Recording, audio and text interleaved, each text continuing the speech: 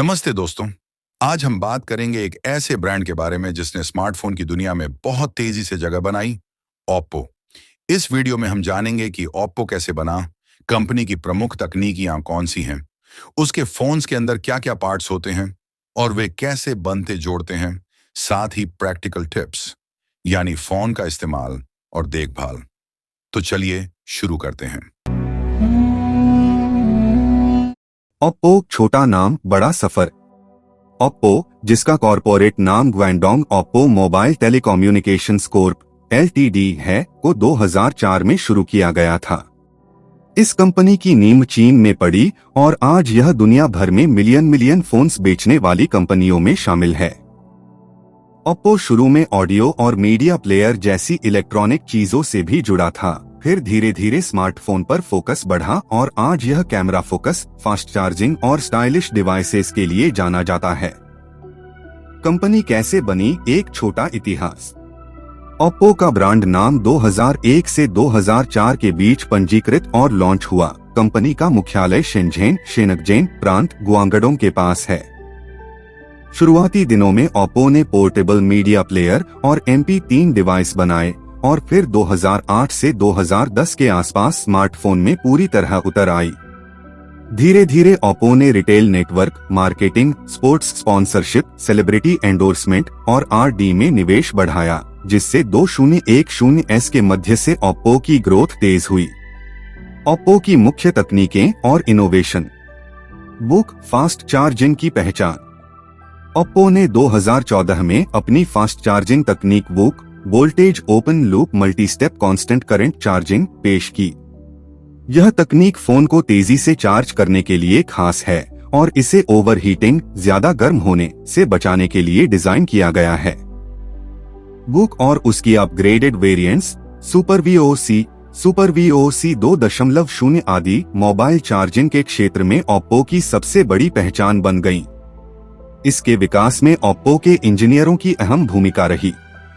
Oppo के phones Android पर चलते हैं, लेकिन ओप्पो ने अपना कस्टम UI विकसित किया है, जिसे ColorOS कहते हैं। ColorOS का पहला वर्जन 2013 के आसपास आया था और तब से यह लगातार नए फीचर्स, गेस्चर और प्राइवेसी टूल्स के साथ अपडेट होता आया है। ColorOS डिवाइस की यूजर एक्सपीरियंस को स्पेसिफिक बनाता है, यानी वही फीचर्स जो ओप्पो चाहता है। कैमरा और डिजाइन इनोवेशन। ओप्पो ने कई बार स्मार्टफोन कैमरा पर जोर दिया। Rear triple quad camera setup, portrait mode, night mode और आधारित इमेजिंग फीचर्स पेश किए। रेनो और फाइंड सीरीज जैसे मॉडल कैमरा इनोवेशन और प्रीमियम डिजाइन के लिए लोकप्रिय रहे हैं। रेनो सीरीज ने 2019 के बाद से बड़ी तादाद में सेल्स दर्ज की। ओप्पो फोन के मूल पार्ट्स किसमें क्या होता है।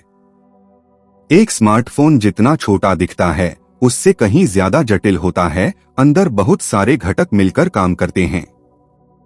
आइए जानते हैं मुख्य पार्ट्स और उनका काम। स्क्रीन, डिस्प्ले, OLED या LCD panel, resolution, refresh rate जैसे 60 हर्ट्ज, 90 हर्ट्ज, 120 हर्ट्ज और टच सैंपलिंग स्पीड स्क्रीन की परफॉर्मेंस तय करती है। मदरबोर्ड, मेन बोर्ड बटा PCB, इसमें CPU, RAM, स्टोरेज, UFS और अलग अलग chips, mobile connectivity, power management आदि लगे होते हैं।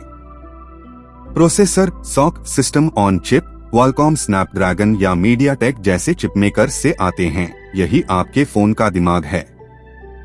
बैटरी, लिथियम आयन बटा लिथियम पॉलीमर बैटरी, क्षमता mAh और charging sport what battery life तय करते हैं। ओप्पो की वूक तकनीक के साथ बैटरी और चार्जर मिलकर सुरक्षित और तेज चार्जिंग देते हैं। कैमरा मॉड्यूल, सोनी, सैमसंग जैसे सेंसर निर्माताओं के सेंसर प्लस ओप्पो का लेंस कंस्ट्रक्शन व इमेज प्रोसेसिंग। कैसेट connectivity parts, wifi, bluetooth chips, GPS, NFC अगर हो, सिमेट्री। बॉडी और असेंबली, glass, metal, plastic, bent cast moulding, polishing, painting और फिनिशिंग।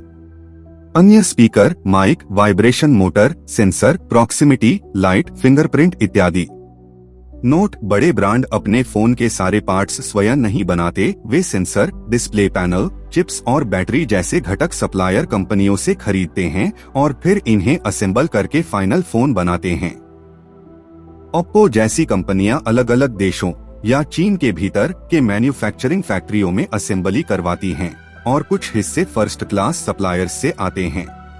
कलर ओएस में ऐप प्राइवेसी और परमिशन कंट्रोल होते हैं। अनजान ऐप्स को परमिशन देने से पहले ध्यान दें। फाइंड माई डिवाइस बटा ओप्पो क्लाउड की सेवाएं एक्टिव रखें ताकि फोन खोने पर ट्रैक कर सकें। खरीदते समय क्या देखें? Buyers checklist.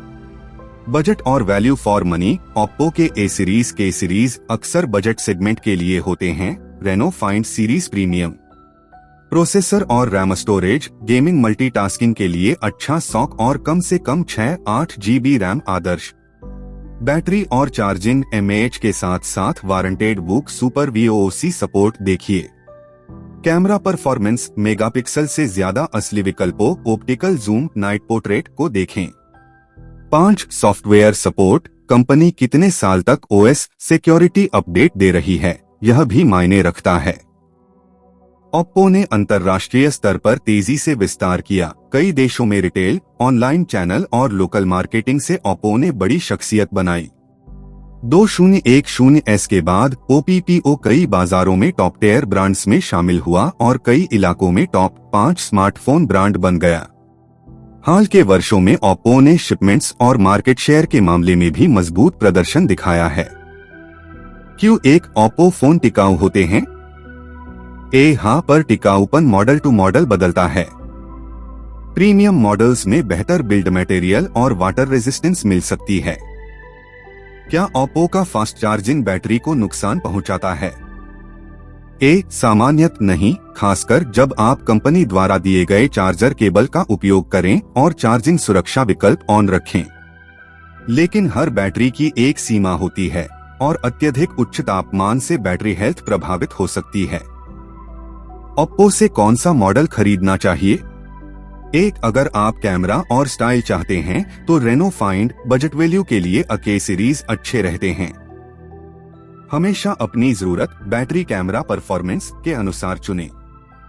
ओप्पो ने छोटी शुरुआत से आकर स्मार्टफोन इनोवेशन, खासकर फास्ट चार्जिंग और कैमरा में अपनी जगह बनाई है।